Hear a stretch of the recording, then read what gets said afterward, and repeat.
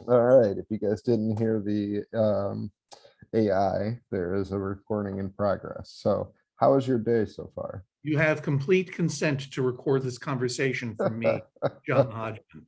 David Rees, do you consent? Yeah, I give my consent. Record it. Our day so far is pretty good, I would say. But what about you, David? How is your day so far? I'm having a fun day. We're working on a project and we had some good soup for lunch, and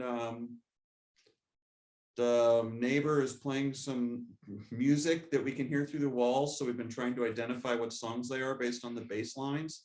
A lot of 90s classics. So it's a little nostalgic today. So, do you guys live together?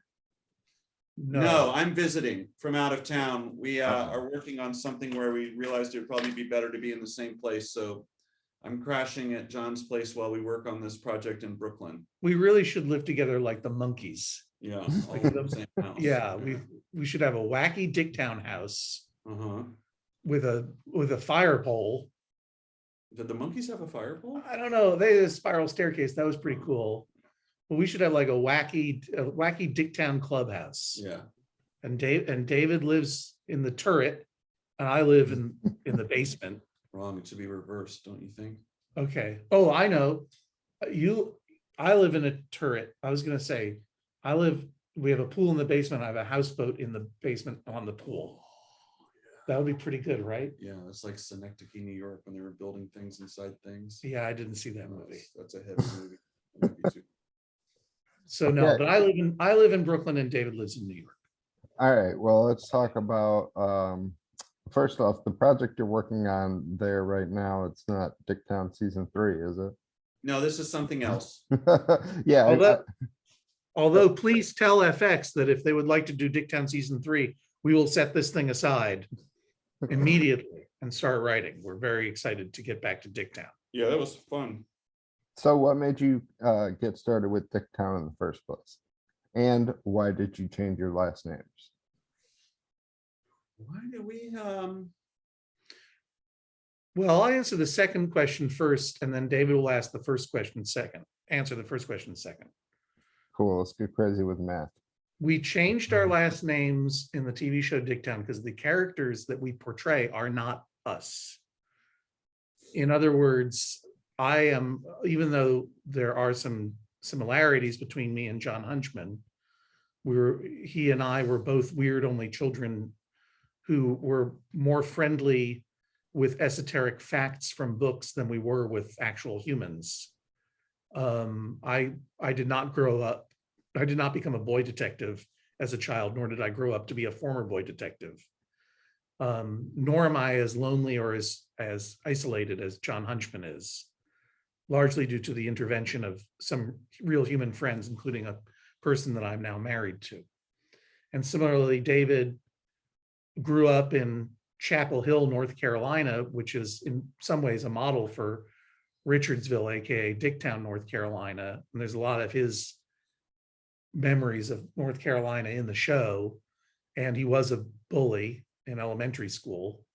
And like David Purefoy is kind of a recovered bully who is reckoning with the act of being a bully, or his legacy of being a bully, but he's a much more what's the word? awesome? Awesome and Empathetic. very cool. And wait a minute, actualized human being who does not live in his parents' basement. So we wanted our characters to be exaggerations of ourselves, but not ourselves. Now, as for how we got started in Dicktown, seems to me like that's the first question. Second, David. Thanks, John. So we had been talking to FX about various show ideas, and then they told us that they had this new programming block coming up called Cape, which was going to be like experimental short form animation and live action stuff. And they asked if we wanted to pitch something. And we had this idea for kind of like throwback detectives from like the shows that we remember from the 80s. There were shows like Simon and Simon and stuff where a couple of guys just lived near the water and solved mysteries. And we thought that would be really funny to do in the context of these short form things, like just like a mystery of the week, like real quick, you know? And John was reading a bunch of books, the Travis McGee mystery novels, and that guy lives on a houseboat, right? It was like The busted flush. yeah, it was an amalgamation of a bunch of influences. Like there's some Travis McGee in it, there's some Encyclopedia Brown in it. David has a little bit of the Jack Reacher attitude of like, let's just fight it out a little bit, you know? So yeah. And then we just crammed it all into the short form mystery of the week type of format. So when it comes to that mystery of the week, those different inspirations like that you had mentioned, are there any things that people relate Dicktown to that you really don't like to see as related, or like you are always thinking like, what would you say? Bad comparisons, like Yeah, people like might say, people will say like, oh, that's inspired. this reminds me of John Wayne Gacy's portraits of clowns. Wow. Like, no, thank you. That's not a great comparison. I take any comparison if people are watching it. I mean, I obviously don't agree with everyone's interpretations of stuff, but What was an interpretation of Dicktown that you didn't agree with? Is it my interpretation? yeah, the way you describe it to people is not really accurate. It really is us with no exaggeration. What? It really is us. No, I don't know. I can't think of any. Have you seen weird comparisons? Is that why you asked the question? Maybe I haven't seen the comparisons. No, well, I obviously can see influences, correct? Right. But I was curious, I was thinking, oh, this could be an influence from this could be an influence from that. And then I was thinking, maybe I take that at, face level, even though I don't know, maybe they don't like Right. people thinking, oh, this is a comparison to that, when you're like, Well, for example, Joe, what's one of the influences that you feel you detected in the show? so like I felt some Scooby-Doo. Well, how dare you? How dare you, Joe? No, that was good. We used a lot of Scooby-Doo reference images when we were designing the characters and stuff. So that's very deliberate. Yeah, I think our references and homages are pretty much out in the open. Yeah. And we're always excited when people pick up on them. And no one is, I mean, there is a lot of Scooby-Doo in the DNA. There's a certain amount, certainly in the visual style, there's Scooby-Doo, but also David reminded me recently that Star Trek, the animated series, is a kind of a model. We didn't want it to be too cartoonish looking in its stylization because we wanted the world to look genuinely kind of grim. Richardsville is a lovely place in a lot of ways, but there's a reason people call it Dicktown. There are a whole lot of gentlemen's clubs and a whole lot of churches, and they're usually on the same block. So that was something that we were going for. Yeah, I think we wanted the animation to be more naturalistic, and also the dialogue and the flow of the audio to be a little more naturalistic, not as exaggerated as some cartoons are. Because I think we wanted it to feel kind of grounded so that this guy's situation comes across as appropriately kind of not necessarily desperate, but just kind of like it could be better, like they could be in a better place, you know. I think that was just how we decided to approach it. So Scooby-Doo is a good reference. I'm glad you picked up on that. Some of the references are very obscure and specific to our upbringing. And when people catch on to them, like when people figure out, as they have, that the lunch hut, which is where John and David hang out a lot, is based in part on Sutton's drugs in Chapel Hill.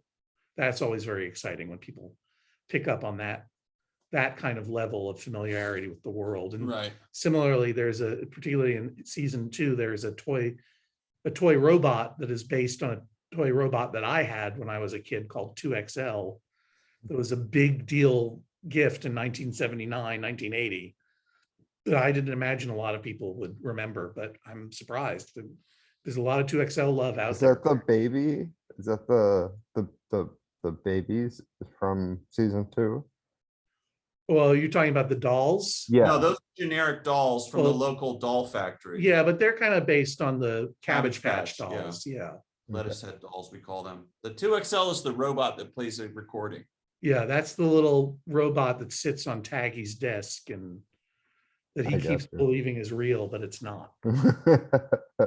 Okay, so I want to know, are you guys ever like, are you actually a hunchman in real life? Are you ever, is this something that you have had for a while where you think that you think that you pick up on things and you think that whether you think that you're smarter than you are or you are smart to a certain level that you can break things down and pick up on things that other people can't really do?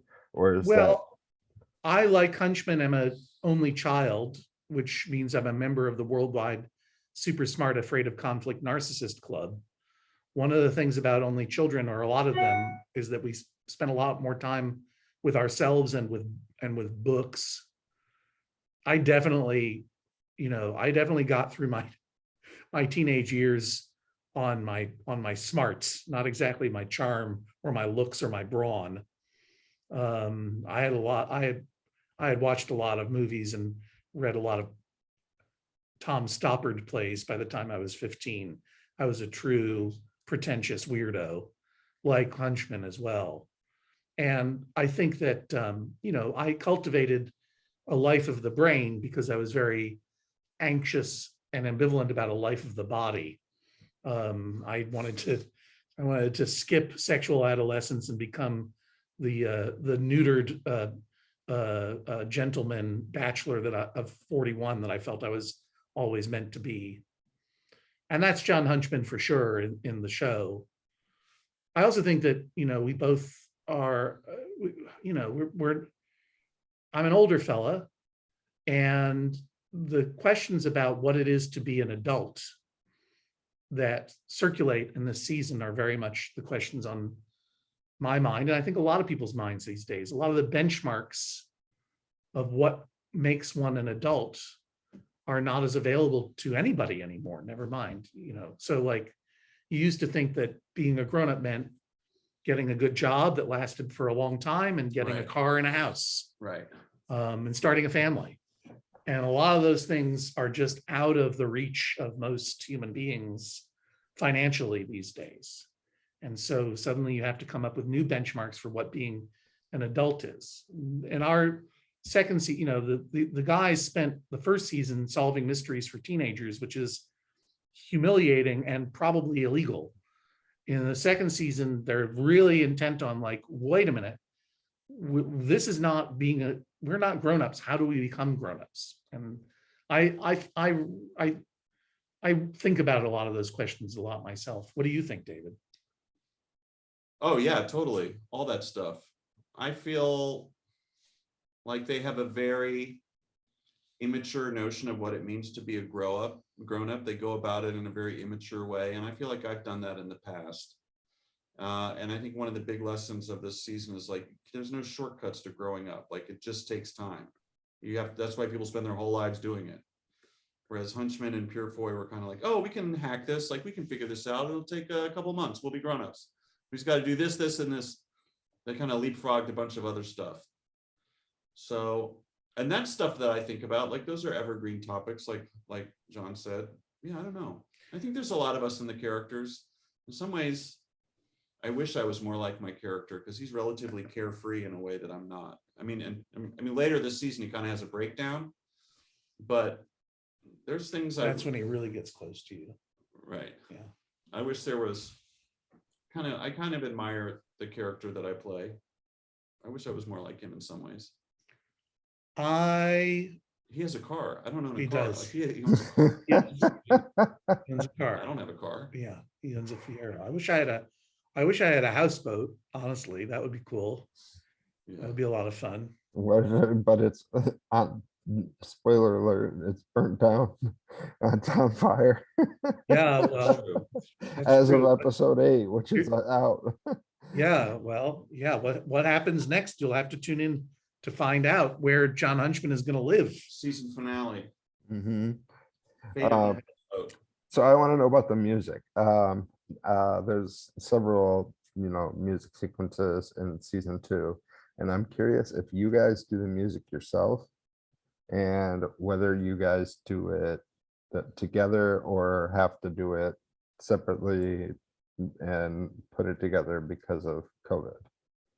Well, David is the musical director of Dicktown. John had this idea that we would have the season would open with like an 80s style fantasy sequence, which is kind of like their fantasy of what they do all day, solving these cool mysteries and having fun. And it's not really accurate. In the Miami Vice style. Right, in Yeah. the 80s style. And so our production company, Floyd County, had found some music in their music library that kind of had that like rock and roll 80s vibe. And when we assembled it all together, I just felt like I feel like this needs lyrics. Like someone should be singing lyrics about how cool they are, interesting, cool, and fun. So I wrote some lyrics and recorded a demo, and then we were trying to think of like, who's an iconic 80s singer who would do this for us, almost as a favor. And that's how we got Weird Al Yankovic to do it. And he was great. He killed it. We did that remotely because of COVID. And we were all in different places, and we just directed him over Zoom. He was amazing. Like he was a champ. And then we That's had one awesome. episode. Sorry? That's awesome. Yeah, he's the best. We had an episode that I really wanted to do one about a high school musical, because sometimes we draw on our own experiences from when we were in high school. And I was in a musical once, and I thought that culture was really interesting, high school theater kids. What musical were you in? Gilbert and Sullivan, Pirates of Penzance. I also was in Pirates of Penzance. I was the major general. That's why I did that patter song. I was a pirate. Yeah. So for the musical, pirate. I wrote songs, like just hummed songs, the melody, because I can't play piano or anything. And then I took those vocal melodies and gave them to Michael Penn, who's a singer-songwriter, and he knows a lot about musicals and stuff. And I said, can you arrange this on piano to sound like what a high school musical arrangement would sound like? So we did that, and then we recorded demos and gave them to the actors, John Early and Selena Karishi, to sing, as their characters in a high school musical. And then obviously my character sings a couple of them, and that was really fun because I haven't sung in a high school musical since a long time ago. And then you wrote the fried pork anus boxer, Johnny Cash. Right. Yeah, and the last song was the pork anus boxing montage. And I thought that would be funny to have like a Johnny Cash song, like Dark as a Dungeon Way Down in the Mines type of thing. And so I recorded a demo of that, but I'm not good enough at guitar. So we had our friend Jonathan Colton record the guitar part, and then I just sang over that. So yeah, so this season had some original songs.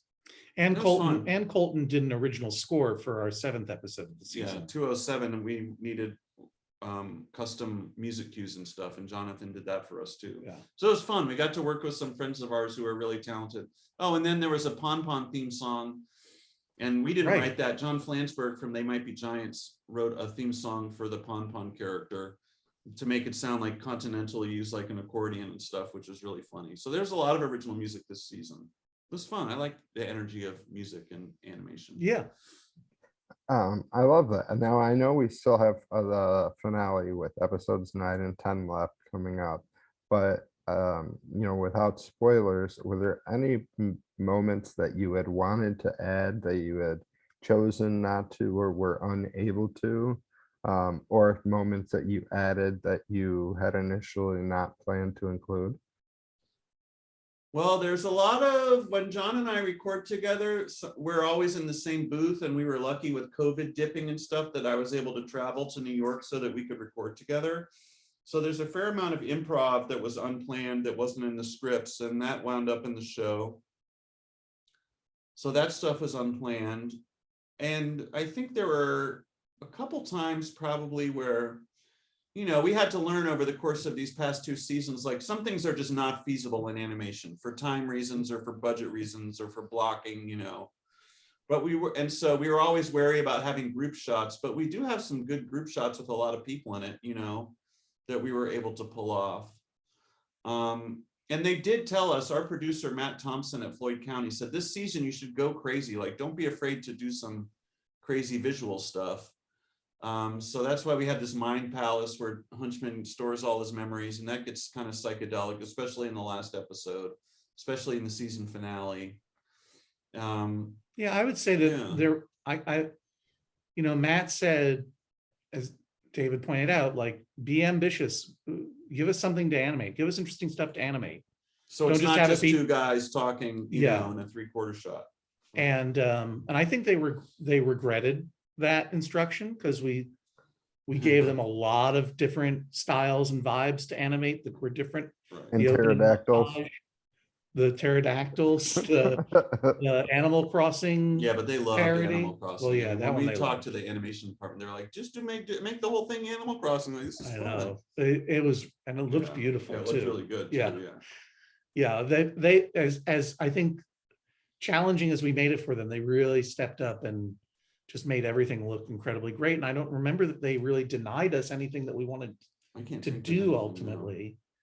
Yeah, I don't remember. So yeah, I mean, I don't think that we left a lot. I mean, I think we put it, to use a sporting term, we left it all on the field, I believe. Well, yeah, because so many decisions are made very early on in the process, like even in the outlining stage, we have to outline the season, and then the network has to approve it before we can write the scripts and stuff. And so by the time you're getting ready to start animating, like so many decisions have already been made. You're hoping there won't be too many surprises when it comes to animation or budget and stuff, because everybody weighs in with like, well, this is feasible, like this would be great. I know how we can do this without breaking the bank, those types of decisions.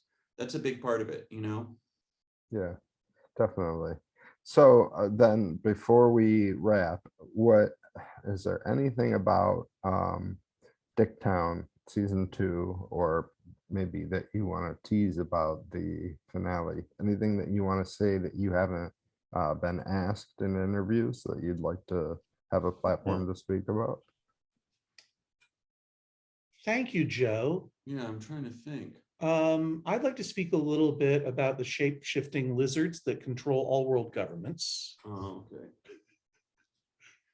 No one's asked me about that, even though I specifically asked the PR people to prompt that. No, I don't believe in that particular conspiracy theory, although there was a time I think that Hunchman would not, but I think he would be fascinated by it. There was a time when we did have a secret world government element that Richardsville was the center of a secret world government conspiracy. It was just like a real global, huge, overarching, big, huge story. And our executives at FXX were smart, and they were like, "That's not this show. Like, Right. Keep it local, keep it small. Let them live in this small, tiny world." And that was a great note, because I like where we wound up. I like the scale of it. You know what I mean? And yeah, I don't know. I think the things to look for in episodes 209 and 210, first of all, Griffin Newman, who was who was the star of The Tick on Amazon and is just a really good actor, returns as the teenage degenerate Lance, and my new partner for a day. And because David Purefoy and my character have a big fight, and he's just so funny and good at making Lance a whole human being. We really wanted all the characters, even the most ridiculous ones, to be human beings.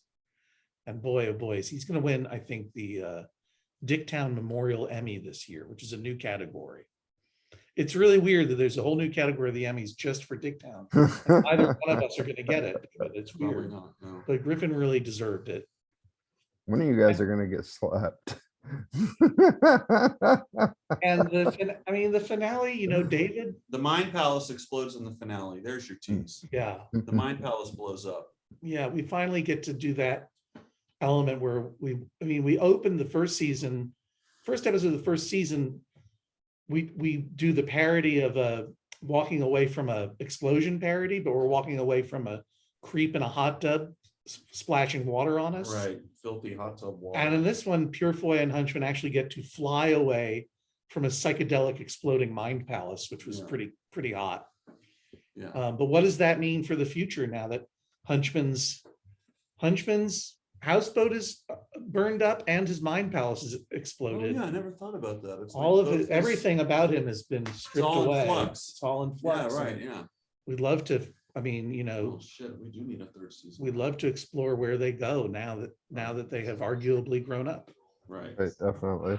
So then, as far as any future projects that you would like to tease, that you guys have that you would like to plug, or any social media you'd like to plug, whether it's for Dicktown, FX, or for your own upcoming projects? Well, may I ask, when is this coming out?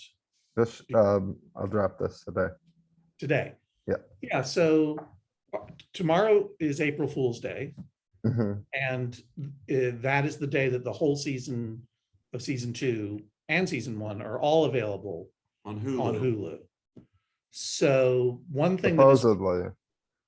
right, unless they trick us, which would be hilarious. If it happens the way it's supposed to, and we're not being tricked, I'll tell you for true, we're going to do an AMA on Reddit at 3 p.m. on Eastern on Friday, April Fool's Day, just for fans who want to ask us questions about the season. And that will be over at the Maximum Fun subreddit. Maximum Fun is all one word. You can look it up on Reddit. It's also the podcast network where I have a podcast called Judge John Hodgman that comes out every week. And I solve disputes for real people like Judge Judy or Judge Wapner. And then David, of course, has his podcast, Election Profit Makers, which it comes out when? Tuesday mornings, my friend and I bet on political outcomes. So those are two of the greatest podcasts anyone could ever listen to. It should go to the top of every podcatcher in the land. Uh-huh. And you know, please keep your eyes posted to our social media.